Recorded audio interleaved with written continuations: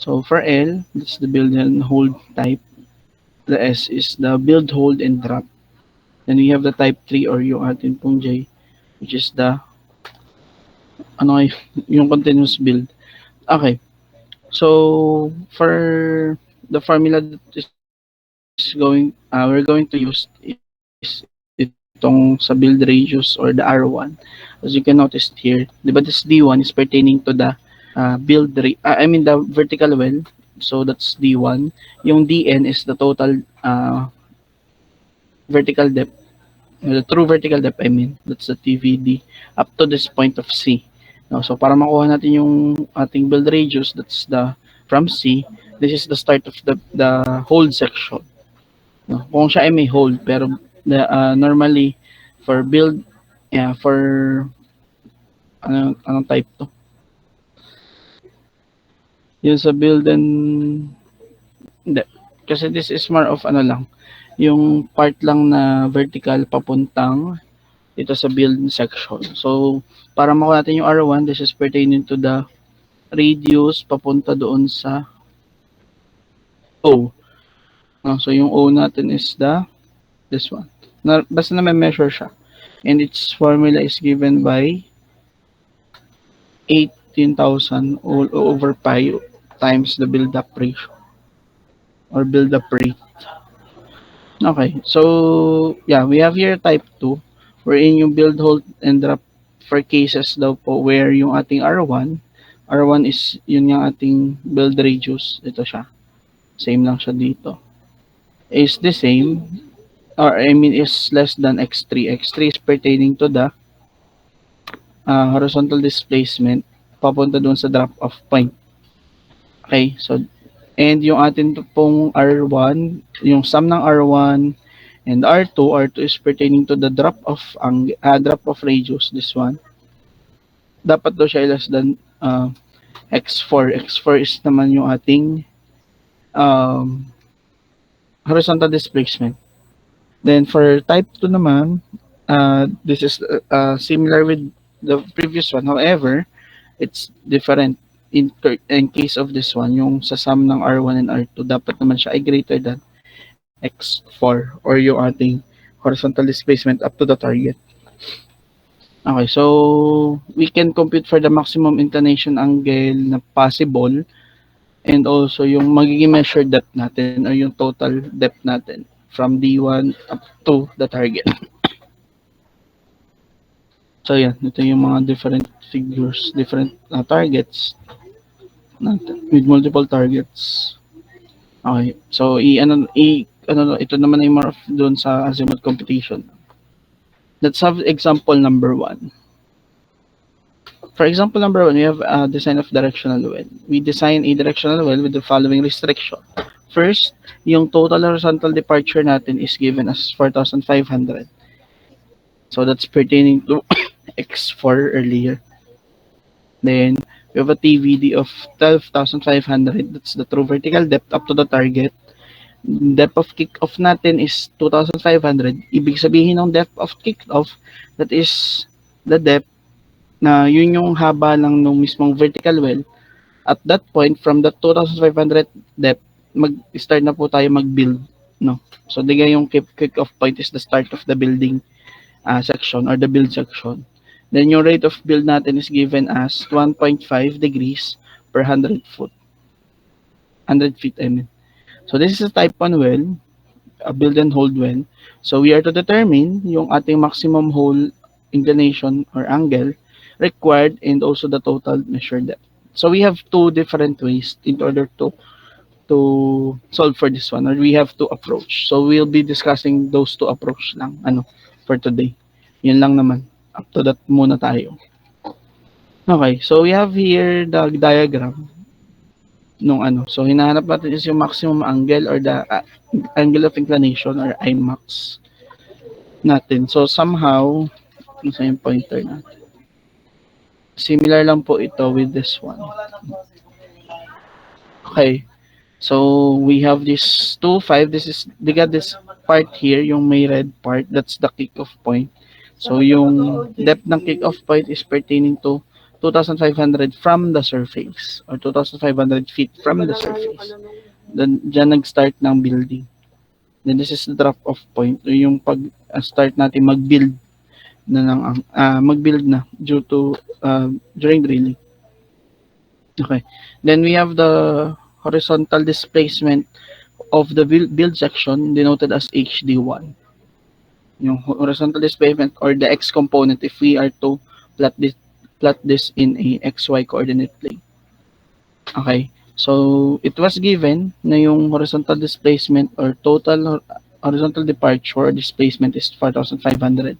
So, that is from our surface, from our well, yan sa surface, papunta doon sa target. So, that's the X component. That's 4,500. Okay. So, it was also given na yung TVD is 12,500. Ibig sabihin, this is yung depth ng kick point that's 2.5. So the rest of the depth is 10,000. Kaya po naging 10,000 feet po iyon. Clear po tayo doon before tayo mag-proceed with the calculation itself. Clear po? Okay. So we can use this graph. This is the first approach. We use this particular curve here. No, so this on the x-axis we have the horizontal deviation. For the y-axis we have the vertical depth. So from here we can have an estimation of the inclination or the maximum inclination that we can use. So we also have here tables that has on its column we have the measured depth, the vertical depth, the deviation, and the drift. The drift is pertaining or somehow related with the inclination or yung maximum inclination natin. Okay, so meron po yung ano. So actually you can use interpolation for this one. You can use that. You can use such. No? Okay, so we zoom it out on this particular ano kasi we know that yung measured depth natin is at 180. Base muna dito. 'Di ba we have the 10 feet vertical depth that is pertaining to the rest. Yun yung mga naka-curve, naka-build and yung hole na part. Yun yung 10,000 feet vertical depth. So excluding yung ating depth of the kick point. Then we also have the horizontal deviation of 4,500. Okay? So that is this 4,500. Ito siya, nasa gitna siya ng 4,000 and 5,000. So, dito, we can have slanted yung ating mga values for inclination. However, somehow it is between 27 and 24. Okay? 27 and 24. Nakikita nyo ba siya? Sa inyong, nakikita nyo ba siya? Yung 27 and 24. Okay. So, ito yung ating intersection. Itong nasa red part ko, yung tinuturo kong red part. Ito yung ating intersection. However, yung pagtatry natin, this is more of a trial and error. Yung first approach natin is somehow like a trial and error. So, ang i-consider natin is the 27 degrees. Kasi siya yung may value na mas mataas doon sa ating Nagets nyo? Siya yung mas mataas ng slight na mas mataas doon sa ating intersection. So we try 27 degrees. Okay. So by the given table, yung 27 degrees, ito siya, yung drift niya is 27 degrees. We have a measured depth of 1,800. Yung vertical depth is 1,734. Yung deviation is 416.32. So saan natin siya magagamit? So let's have this muna. We know that syempre 10,000 ito. Let's proceed with this one. Itong mga given ditong data ay alam naman na natin. So itong TVD1, ito siya. This is the depth or the height of our build section. Build section yan ha, yung pa-curve. That's the TVD1. That is 1734. Saan siya galing? Dito po sa ating vertical depth. Or dito sa ating second column ng ating table. Okay? So we have 1734 feet. For the HD one, so that's the X component naman ng build section. Kung ito yung Y component, yung TVD1, yung HD siya naman po ang ating X component or the horizontal deviation that is given based on the table, that's 416.32. So that is 416 feet. Okay? And yung measured depth naman natin is 1,800 based din po yun sa table. Ito po. Clear po tayo doon. So we have listed all the HMD1, measure depth 1, TVD1, HD1. So we have these three values. Yes, Jello. Sir, clarify ko lang po. Yung measured depth, yun nga po yung ano, di ba? Yung parang displacement, yung red na line po. If we base here, sa alin yung sinasabi ng red na line? Yan po mismo yung graph na yan.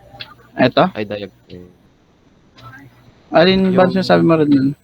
Red na curvature. Yung, ito, red ba yun? Orange yan? Ito orange. Sorry. Orange yan. Yan yung measured depth ng build section. Kasi this is pertaining to the build section. So, kaya nagtataka na sa yung red. Wala namang red na part. Yung red yung pointer. Okay. Anyways. Then we have the remaining vertical height. This remaining vertical height, diba, we subtract TVD1 kasi that's the height of the build section. Okay. So, we subtract it from 10,000. We get 8,266 feet. Okay. Ulitin ko ha. Ito yung haba ng TVD1. This is 1734. Kita yung pointer ko ha. Ito yung HD. This is 416. Yung haba niya. And yung MD, ito po siya. Yung mismong yellow. Yung haba niya. Haba mismo ng borehole natin. Na deviated. Okay. Okay po. Gets po yon. Okay. So we have the remaining, this 8266 is pertaining to the height naman ng ating hold section. This is the hold section. Okay? That's the height. Actually, you can use trigonometry for this one to get yung mga values natin. You can use. Okay po.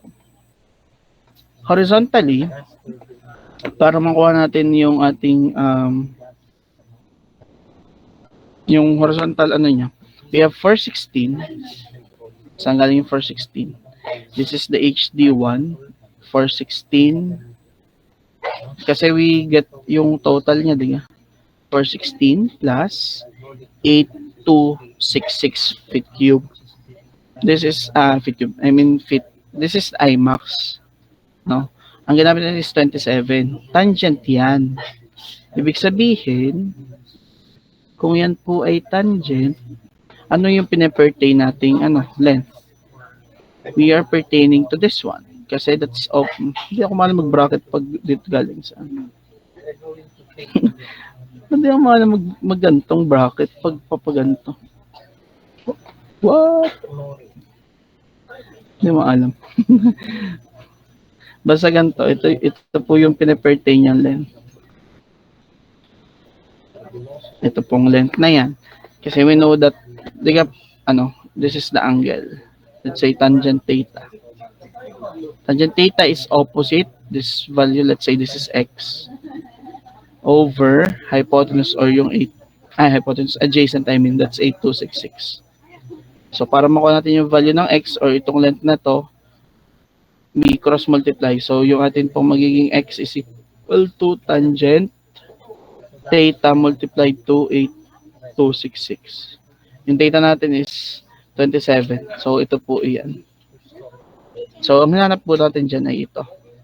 Yung x component ng ating hold section. Gets po yun.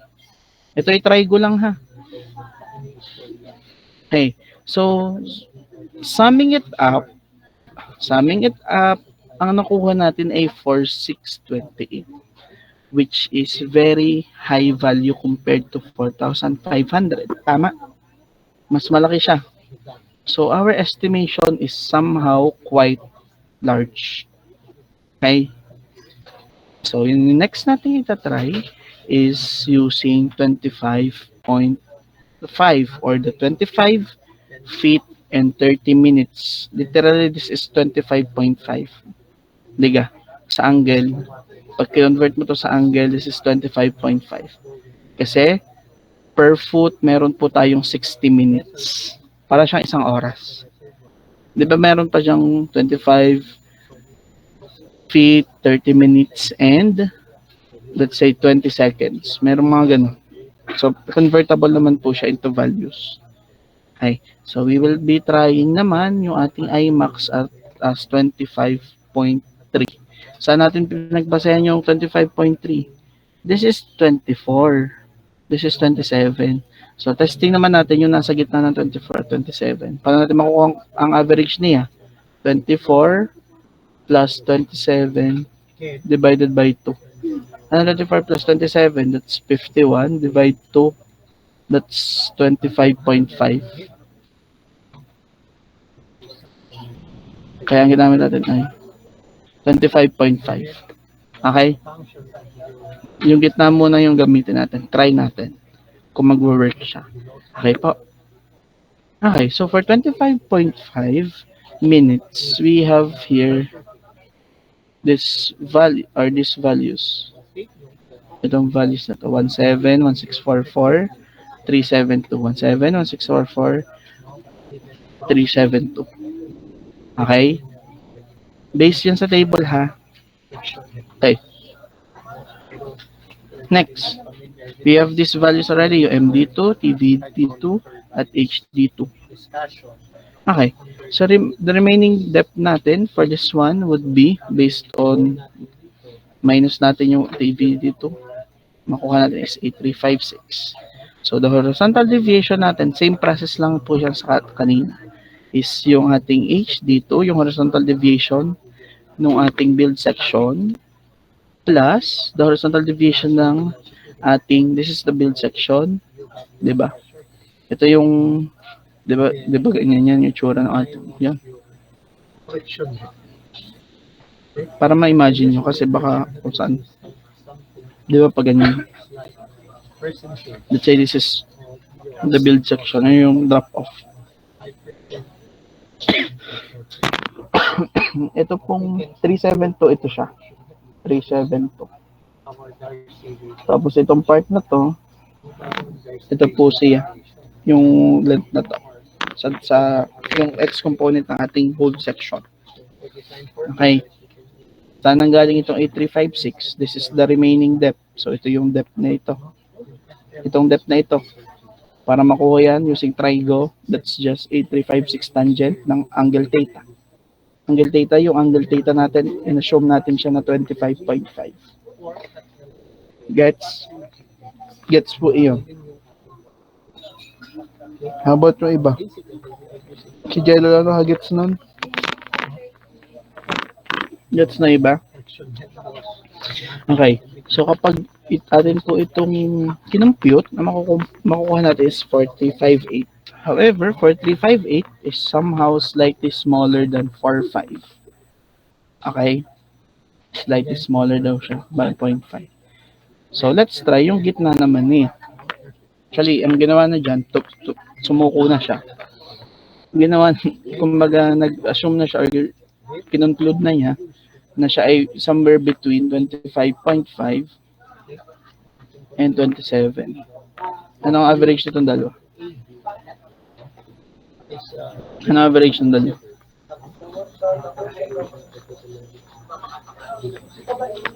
$27 plus 25.5 divide 2. I assume that's 26.25.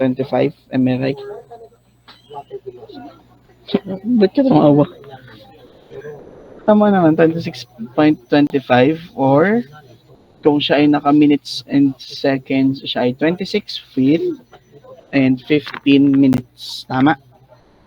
Kasi that's the 1/4 of 60. Clear po tayo doon. Clear po.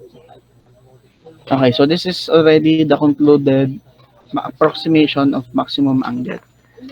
Okay, so this is for the approach 1. So let's try approach 2. Kasi sa approach 2, meron po siyang formula na gagamitin. Okay. So what is the size of the target? Yung size naman ng target is pertaining to the measured depth. Okay. So the total measured depth is just the sum of all the measured depth. Itong measured depth ng vertical, build at hold. So saan ano yung measured depth ng vertical, build at hold? You follow my pointer here. Base dito. Okay. So this is the measured depth of vertical. This is the measured depth of the hold. And this is the measured depth of the hold. This is the build, I mean. This is the hold. Okay. So paano natin siya mako-compute? Ito, meron tayo dito. However, for the build and hold, mag-iiba yung values nila kasi we have two assumptions, diga, earlier. So, using the first assumption, yung first assumption natin at measured depth at 27 degrees ng drift, that's 2.5, that's the measured depth, default naman po iyan, 2.5 lagi yan, plus 1.8, this is the measured depth of the build section up 27 degrees, kanina, diga, plus 8266. This 8266, saan siya galing? Ang 8266 ay galing doon dito. Kasi this is assuming that it is 27 degrees. Bakit over cosine 27? Kasi we are using the triangle, again, diba this is 8266, itong leg na to.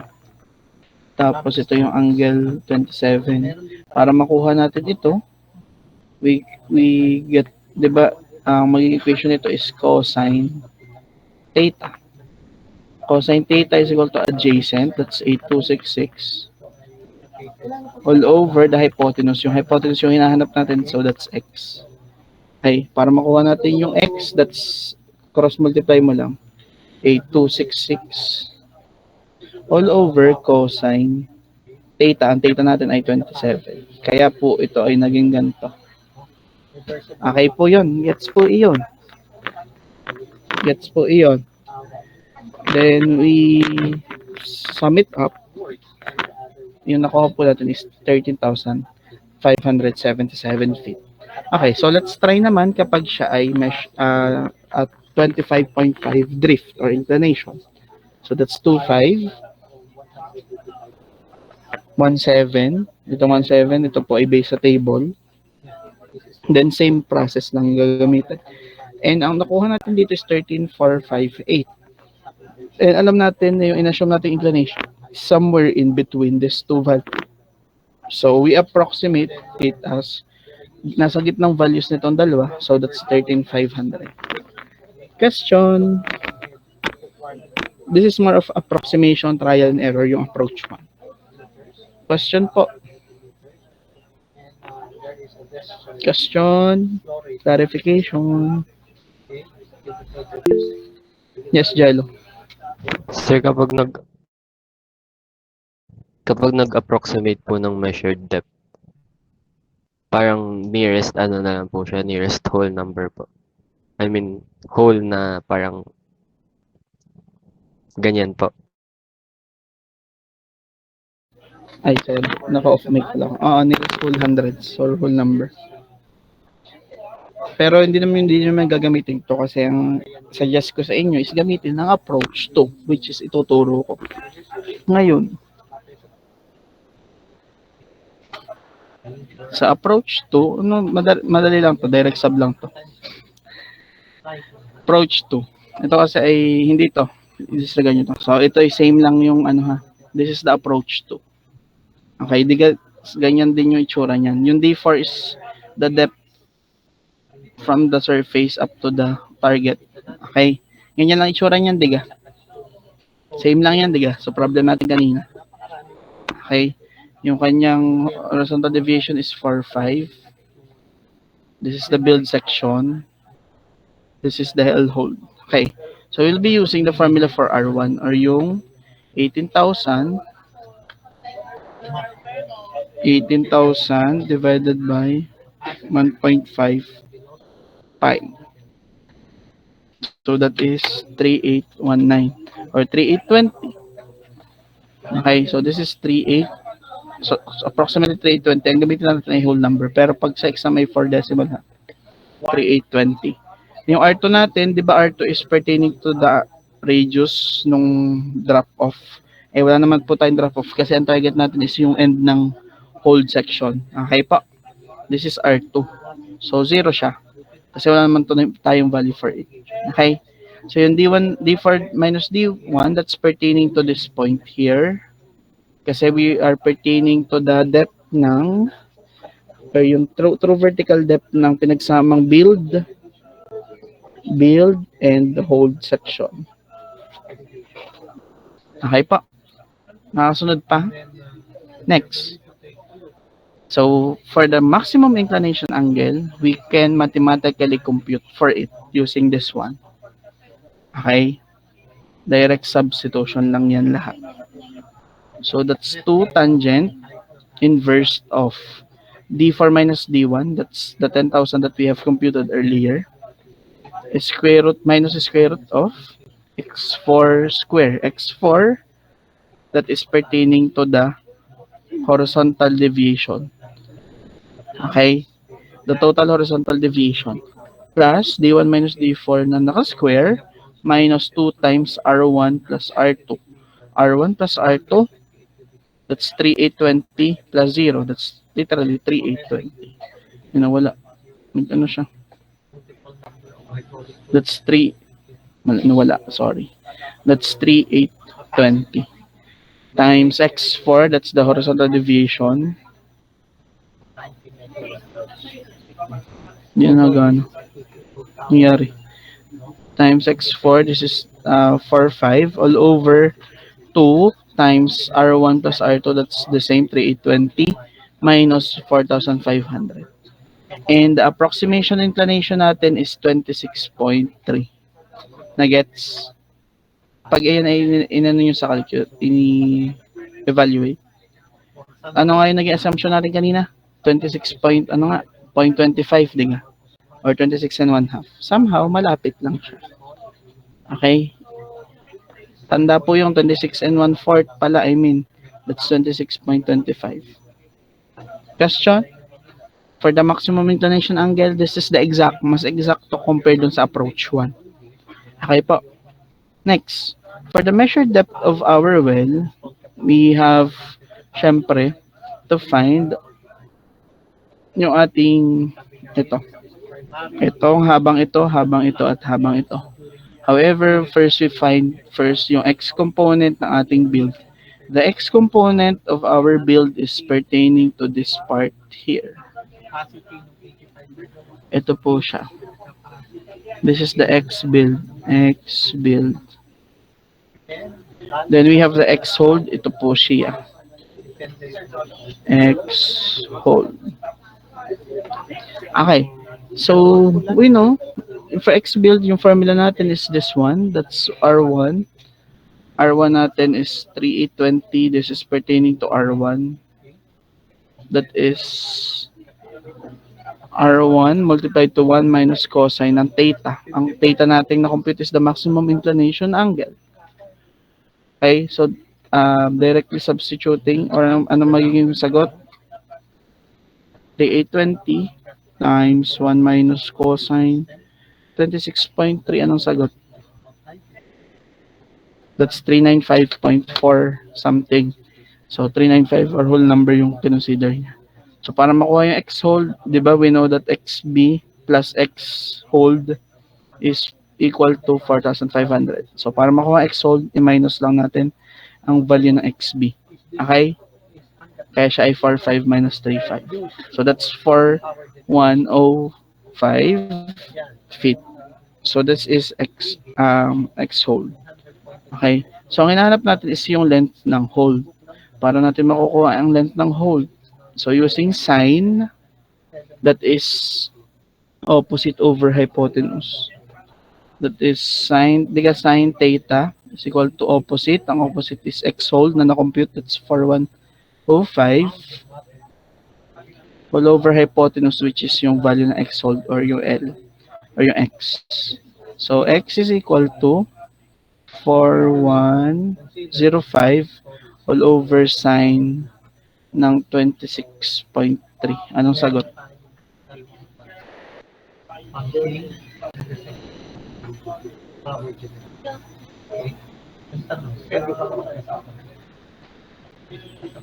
Ano pong sagot? Exactly. Ano pong sagot in 4 decimal? 9264.8768. 8768, which is somehow approximately 9265. Nakukuha. Nakukuha yung L hold. Okay. So we have the L hold. Next. Para ma-compute natin itong ating build kasi siya ay special type curve siya, we will use this R1, then we convert it into radian. Okay, kasi this is an arc. Okay pa.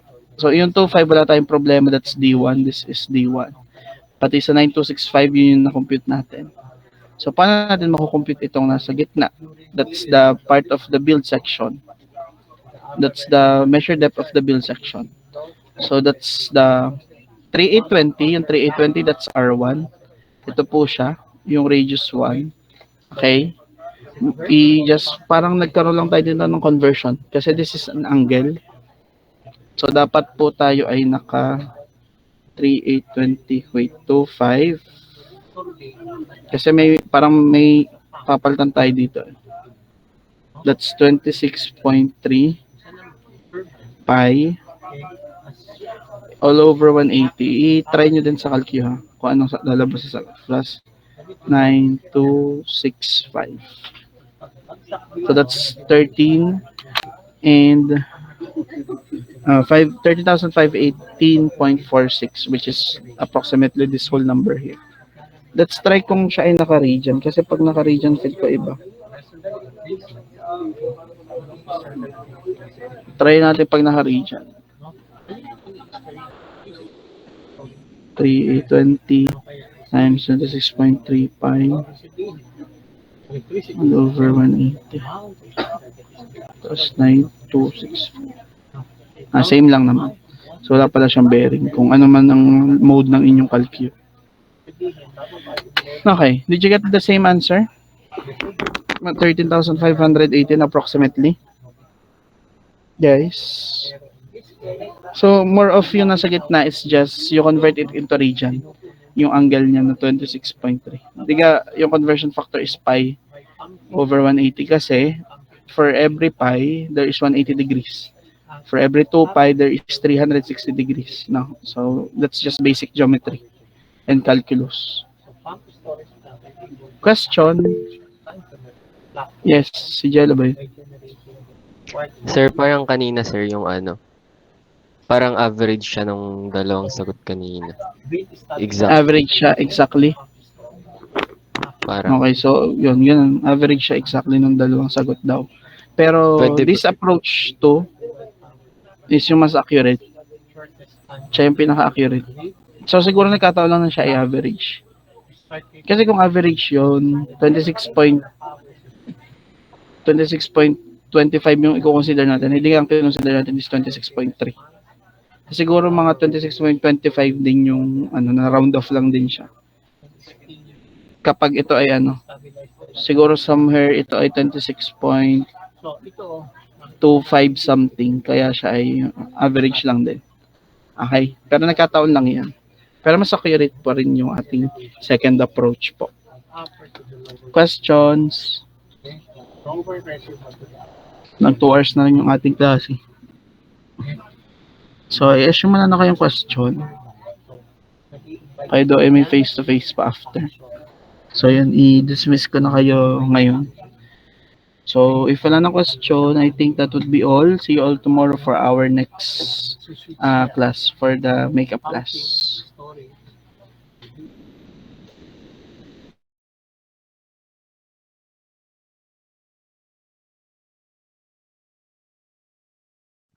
thank you po sir.